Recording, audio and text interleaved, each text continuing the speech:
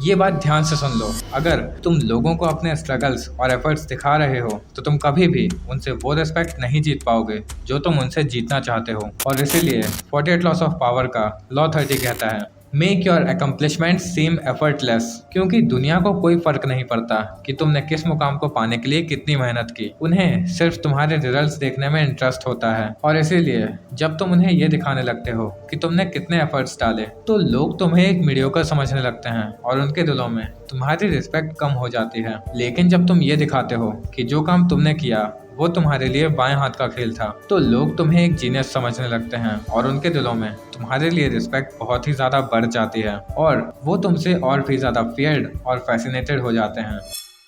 Jujutsu Kaisen का Gojo Satoru इस law का सबसे परफेक्ट एग्जाम्पल है। उसकी फाइट चाहे जोगो से हो या फिर हानमी से, तुम्हें उसके चेहरे पर एक भी स्ट्रेस नहीं दिखाई देगा। यहाँ ग्रेड 1 सोसरस को भी जोगो एक एक टच में खाक कर रहा था, लेकिन जब उसका सामना गोजो से हुआ उसे समझ में आ गया कि उसके और गोजो के बीच का पावर गैप बहुत ही ज्यादा बड़ा था और गोजो उसे एक झटके में निपटा सकता था। और क्योटो गुडविल इवेंट में हानमी से लड़ने में मैगमी, इटाडोरी, टोडो सबके पसीने छूट गए। लेकिन जैसे ही एंट्री गोजो की हुई उन्हें ये समझ में आ गया कि अब हम सेफ हैं। लेकिन हानमी उसे उसकी मौत दिखा दी गई। ऐसा नहीं है कि गोजो कोई भगवान है, उसके लिए भी चीजें मुश्किल होती थीं। वो भी अपनी टेक्निक्स में फुल ऑन एफर्ट्स डालता था, लेकिन वो लोगों को हमेशा ये दिखाता था कि जो काम वो कर रहा है वो उसके लिए बाएं हाथ का खेल है। और इस तरह से गोजो इनविंसिबल और इररिप्लेसेबल बन गया।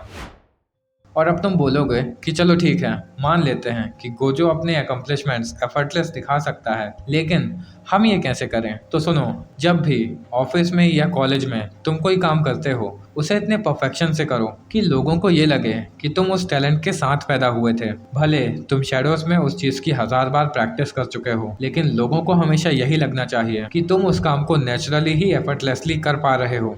और इसके पीछे की साइकोलॉजी सिंपल है, जितना ज़्यादा लोग तुम्हें स्ट्रगल करते हुए देखते हैं उतना ही ज़्यादा वो ये सोचने लगते हैं कि तुम तो उनके ही जैसे हो। लेकिन जब तुम एक मुश्किल काम को भी कैजुअली निपटा देते हो तो तुम उनकी नज़रों में और भी ज़्यादा रिस्पेक्टेड और मिस्टीरियस हो जाते हो। और तुम्हारा ये मिस्टेक उन्हें कंफ्यूज करता है, इंस्पायर करता है और कभी कभी उनके दिलों में तुम्हारे लिए खौफ भी पैदा करता है।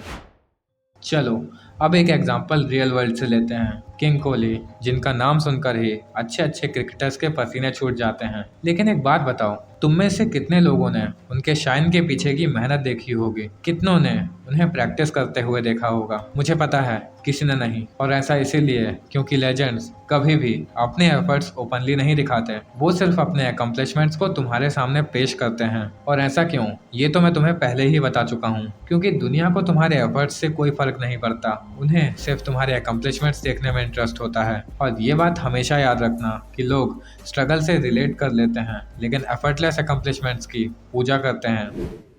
और ऐसा नहीं है कि एनिमे वर्ल्ड में सिर्फ गोजो सातोरू ही एफर्टलेस अकम्पलिशमेंट्स का मास्टर था।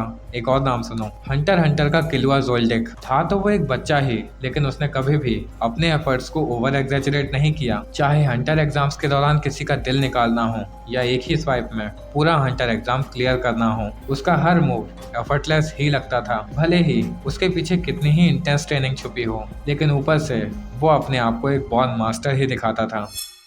और अब जब तुमने ये वीडियो देख लिया है तो एक बात समझ लो कि दुनिया में सिर्फ उन लोगों को रिस्पेक्ट मिलती है जो अपने स्ट्रगल्स को छुपाकर अपने रिजल्ट्स को एफर्टलेस दिखाते हैं।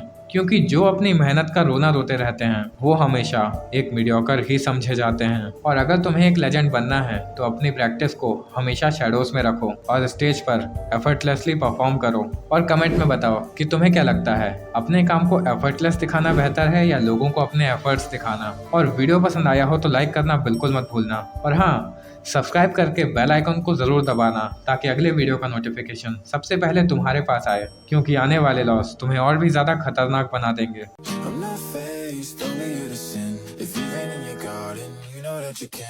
山手線ゲーム